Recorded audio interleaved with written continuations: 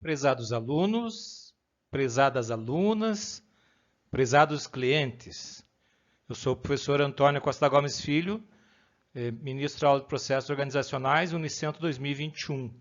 Nesta aula nós vamos aprender sobre o gráfico espinha de peixe, ou diagrama de Ishikawa, ou diagrama de causa e efeito. Tá?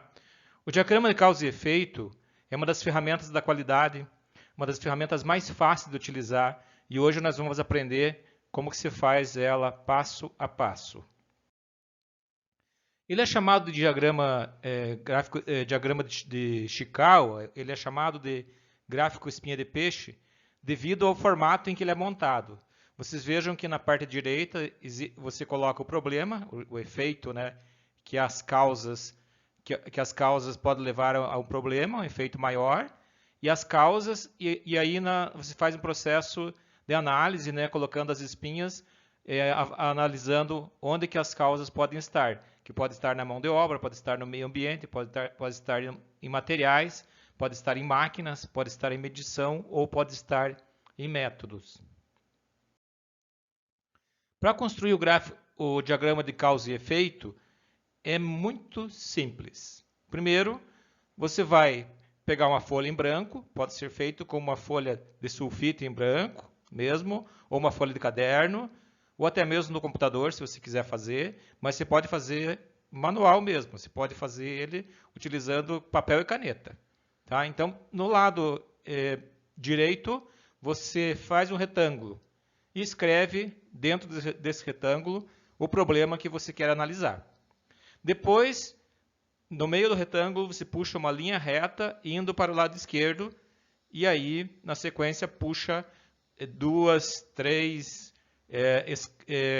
espinhas para cima e 2 ou 3 espinhas para baixo. Depende de como que você vai analisar o problema. Não existe um padrão, que possa ser 3 espinhas, 4 espinhas. Aqui ele fala em 6 espinhas, né? Mas pode também ser feito com 4 espinhas, ou até com mais espinhas, depende do problema, do tamanho do problema que você está avaliando e das dimensões que você vai avaliar. Na etapa 2, você vai traçar a espinha dorsal do lado esquerdo da folha até o retângulo do problema, vai escrever as causas primárias dentro de retângulos nas espinhas grandes.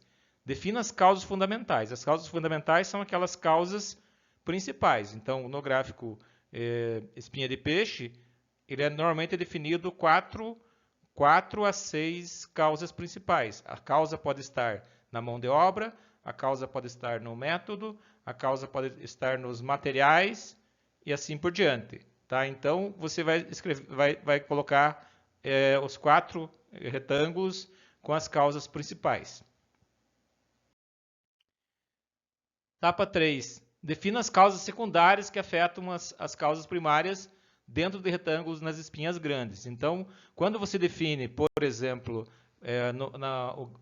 no retângulo grande, o item mão de obra, dentro de mão de obra, você pode estar, por exemplo, definindo como uma causa secundária a falta de treinamento dos funcionários. Então, você vai ter o retângulo principal e um retângulo que vai ligar a esse retângulo principal, onde você vai colocar a causa secundária. No caso, seria treinamento dentro da causa maior, que seria a dimensão mão de obra. Na etapa 4, você vai definir as causas terciárias. Então, você pode também aprofundar mais ainda a análise. Dentro de treinamento, você pode também aprofundar ainda outras causas dentro desse item, que seriam causas terciárias, como, por exemplo, a falta de interesse dos funcionários em fazer treinamento. Então, você pode ter como uma grande causa o problema na mão de obra, como uma causa secundária a falta de treinamento e como uma causa terciária o desinteresse das pessoas em fazer o treinamento. Então, escreva as causas terciárias que afetam as causas secundárias, definindo as espinhas médias como e as espinhas pequenas do gráfico.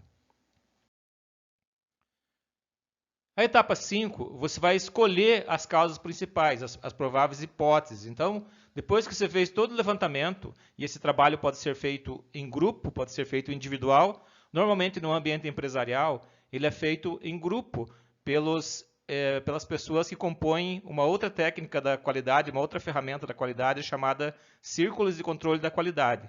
Então, os círculos de controle da qualidade utilizam o gráfico espinha de peixe para analisar problemas em grupo. Então, assinale no diagrama as causas que parecem ter forte relação com o problema, considerando os dados existentes, as experiências do grupo e as sugestões dos superiores. E como etapa 6, você vai registrar outras informações no gráfico. Por exemplo, o nome do grupo, a data de elaboração no diagrama, o título principal. Aqui nós vemos um exemplo, né, de um problema aplicado no nosso dia a dia, da didática, né, da sala de aula. Então, um problema, por exemplo, né, a aula com qualidade total. Se nós quisermos um efeito que nós tenhamos uma aula com qualidade total, quais seriam as possíveis causas do problema, né, que poderia afetar a inexistência de uma aula com qualidade total, né? Então, a gente busca uma aula com qualidade total, quais são as causas de uma aula com qualidade total, né? E aí, aqui foi dividido, então, em cinco espinhas, em 5 grandes espinhas. A espinha relacionada do relacionamento com o professor com os alunos, a outra espinha ataca como causa o entusiasmo do professor, a outra espinha vai atacar as causas de atendimento aos alunos, a outra vai explorar, né, a questão da didática, a outra vai analisar o domínio de conteúdo. Dentro do relacionamento do professor com os alunos, aí entra as causas secundárias, né? Aqui foi apontado 6 causas secundárias. Por exemplo, a questão do respeito, a questão da liberdade de expressão, a questão da interação, a questão da amizade, a questão da imparcialidade, a questão da flexibilidade. Então, essas causas, né, elas são, né, as causas secundárias dentro da análise do gráfico de espinha de peixe, né? Viram como é uma ferramenta bem simples, né, de uso nas atividades empresariais? Então, agora, vocês podem usar essa ferramenta, praticar, né, utilizando ela tanto no seu ambiente de trabalho quanto para a sua vida pessoal. Obrigado a todos. Esta foi a aula de processos organizacionais que tratou do diagrama de causa e efeito, né, ou também chamado gráfico de Ishikawa ou gráfico espinha de peixe. Até a próxima.